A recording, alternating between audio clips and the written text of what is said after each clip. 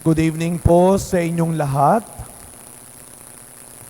Mga kapatid, alam ko po na tayo po ay nasa ngayong ika-17 linggo sa karaniwang panahon.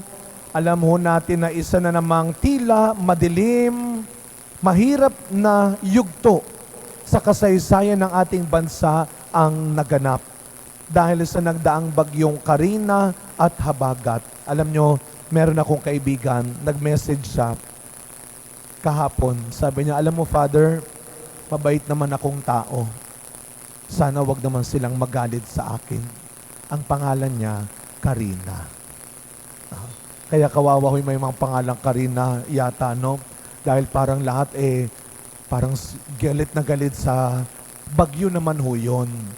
Kaya isa na naman pong bahagi ng kasaysayan ng ating bansa ang naganap dahil sa nagdaang bagyo at habagat. Maraming nasira, maraming nawala. Nagdulot ito ng matinding takot, hirap at pagod sa mga tao. Pero mga kapatid, katulad po noong pandemya, hindi biyaya ang pandemya, pero maraming naging biyaya noong pandemya. Tandaan natin, sa bawat kalamidad, lumalabas ang ating abilidad. At pinatunayan po yan ng maraming tao. Kahit po tayo dito, kagaya ng maraming lugar, binaharin sa tulong ng ating mga volunteers, sa tulong ng mga nagmagandang loob, tayo po ay nakapag-ambag din ng tulong sa mga binaha at mga sinalanta ng bagyong ito. Alam mo ninyo, ito ang tema ng linggong pagnilayan natin.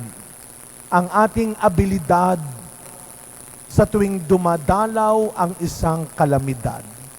At pag sinabing kalamidad, hindi lang bagyo yan. Nandyan ang mga pagsubok sa buhay natin. Nandyan ang mga paghihirap sa buhay natin. Na kahit sa gitna ng bawat pagsubok at paghihirap, tandaan natin, nilikha tayong mabuti ng Diyos. Sa ating ebanghelyong narinig ngayon, ang pagpaparami ng tinapay at isda, ang pagpapakain sa marami, libu-libong tao. Nang makita ni Jesus ang napakaraming tao, sumusunod-sunod sa Kanya, ilang araw na. Sa isang ebanghelista, binanggit doon, naawa siya sa mga tao. Just imagine, ilang araw nang sumusunod sa Kanya. Bakit sumusunod? Dahil nga po, namangha sila sa ginawa ni Kristong himala, pagpapagaling, pagtuturo, nabuhay ang patay. So yung mga tao, sumusunod sa Kanya. Naawa siya dahil naramdaman niya, kahit hindi sila nagsasalita, gutom na sila. My dear friends, even without saying it, God knows how you feel. Even without saying it, God knows what you need. Naramdaman ni Kristo. Kaya ano ang ginawa niya? No? Hindi naman niya kagad, ito na ang gusto ninyo, ito na ang kailangan ninyo. Hindi. Ginamit ni Kristo ang pagkakataon na iyon para palabasin ang kakayahan ng kanyang mga alagad. Saan tayo kukuha ng pagpapakain sa kanila? Alam nyo, alam na naman ni Kristo kung anong gagawin eh. Kayang-kaya niya yun on the spot, pakainin ng libo-libo ng sobra-sobra pa. But that time, mas na-realize niya, it's about time. Kayo naman, anong gagawin ninyo para sa kanila? Tinuruan ko na kayo. Nakita nyo na, kayo naman. In time, God will give you your own time. Kaya nga, kayo ang magpakain sa kanila. Gusto ni Kristo lumabas yung kanilang kakayahan, yung kanilang abilidad.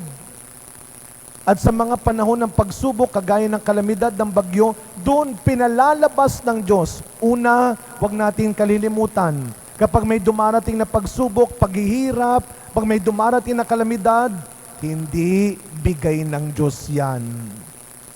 Hindi gawa ng Diyos yan. Pero sa hirap at ginhawa, tag-araw o tag-ulan, kasama natin ang Diyos. At sa mga paghihirap, hahayaan niyang lumabas ang iyong kabutihan. Kaya nga mga kapatid, doon po sa unang pagbasa at ikalawang pagbasa, si Eliseo at Pablo, anong pagkakatulad nila? Sila ay kapwa ginamit ng Panginoon para ipaalala sa mga tao. Gamitin ninyo ang kaya ninyo. Mabuhay kayo ng mabuti. Ipalabas ninyo ang mabuting ugali ninyo. Sabi ko nga nung nakaraan, minsan, nakakalimutan mo lang naman dalhin. Naiiwan mo siguro sa bahay yung magandang ugali at asal mo. Kaya uuwi ka lagi. Kesa makipagbangayan ka, makipag-away ka, kesa patulan mo, gantihan mo, umuwi ka muna at kunin mo ulit ang mabuting ugali mo. At sana maging kagaya tayo ni Eliseo at ni Pablo. Huwag mo nang galitin. Huwag mo nang pikunin. Huwag mo nang buyuin. Huwag mo nang sirain. Nung si Eliseo ay inutusan, ano ang sabi ng mga kasama niya? Kaya ba natin yan? Kaya nga, may isa akong kaibigan, dahil noong kanina ho, sa news program, pinalabas ho yung ating munting pagtulong. Pero sabi ng isang kaibigan, naku Father, alam mo ba, ang dami ring bashers, ang dami ring hindi magandang sinasabi. Sabi ko, ikaw naman, kung si Pope Francis. At hindi mawawala yun. Hindi mawawala yun. And every day, you don't not need to defend yourself. You define yourself. Do not defend yourself. You define yourself with your good manners, with your good actions, with your good deeds. Kaya nga sa huling bahagi ng Ebanghelyo, nung napakain ng maraming tao, anong sabi nila? Tunay na ito ang propetang hinihintay natin. Sa pagpapatuloy na misa natin, mga kapatid, hayaan mong mas ipakilala ka ng Diyos. Hindi dahil sa iyong pangalan, hindi dahil sa iyong mga nakuha lamang, hindi dahil sa iyong kapangyarihan. Araw-araw, lalo na sa oras ng pagsubok, hayaan mong ipakilala ka ng Diyos dahil sa iyong kabutihan.